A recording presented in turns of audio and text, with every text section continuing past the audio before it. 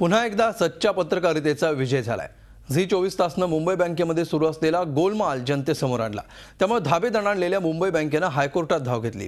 तेव्हा मुंबई बँकेसंदर्भातल्या बातम्या दाखवायला हायकोर्टानं स्थगिती दिली होती। मात्र आज झी मीडियाची बाजू ऐकून घेतल्यानंतर हायकोर्टानं हा स्टे उठवलाय।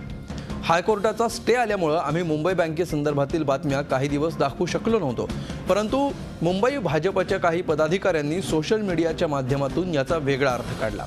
एवढंच नव्हे तर झी 24 तासच्या विरोधात बदनामीकारक कॅम्पेन राबवलं होतं।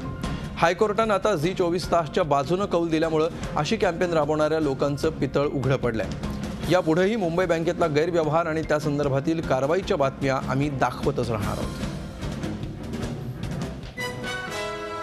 गेले काही दिवस अत्यंत परिश्रम करून संशोधन करून सगळ्या कागदपत्रांची पूर्तता करून मुंबई बँकेचा घोटाळा आम्ही पुढे आणला। तो काही वैयक्तिक आकासापोटी नव्हे, तर ज्या गोरगरिबांचे पैसे त्या ठिकाणी अडकले आणि लुटले गेले त्यांचा आवाज जनतेपर्यंत पोहोचावा, त्यांचा आवाज शासनकर्त्यांपर्यंत पोहोचावा म्हणून त्यानंतरही देखील आम्ही प्रश्न पाठवून मुंबई बँकेची उत्तरं मागवली।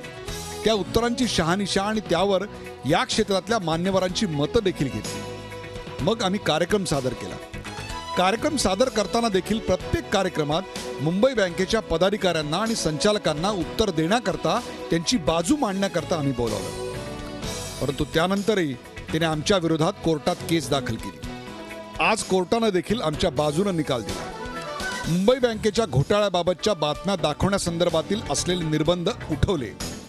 हा आमचा विजय आहे। आम्ही मुंबई बँकेच्या कुठल्याही संचालकाच्या विरोधात नाही, परंतु वैयक्तिक माझ्या विरोधात आणि झी 24 तासच्या विरोधात खोट्या नाट्या SMS कॅम्पेनद्वारे भाजप मुंबई शाखा नेमकं काय मिळवू पाहते? अशा व्यक्तींना एक्सपोज करणं हा गुन्हा आहे का?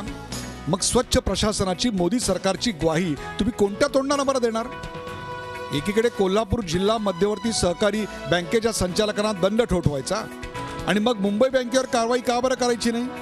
अशा गोष्टींना जर प्रतिष्ठा तुम्ही देत असाल आणि आमची अशी मुस्कटदाबी करायचा प्रयत्न करत असाल तर लक्षात ठेवा, आज कोर्टाने देखील आमच्या बाजूने निकाल दिलाय। जनताही आमच्याच बाजूने कौल देईल। तुर्तास इतकेच पुरे।